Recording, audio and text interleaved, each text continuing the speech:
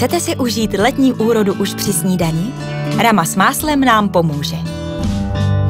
Velkou hrst čerstvých jahod, asi tak 1/4 kila, nakrájím na menší kousky.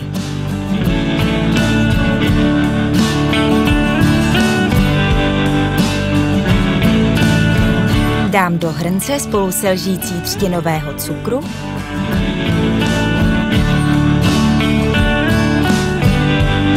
a lžičkou cukru vanilkového. Ovoce tak pustí šťávu. Aby zůstalo pěkně barevné, přidám lžičku strouhaného čerstvého zázvoru. Na středně teplé plotýnce promíchám, dochutím šťávou ze 1/4 citronu a nechám 2 až 3 minuty povařit. Mezitím rozkrojím vláčný máslový croissant. Na spodní část patří lahodná rama s máslem. Tak lehce se roztírá, takže tohle jemné pečivo nepotrháte a zůstane krásně nadýchané. Teď máme podklad pro čerstvou marmeládu, aby se nevsakovala do pečiva. Nechám ji trochu vychladnout a pak navrším na namazaný croissant.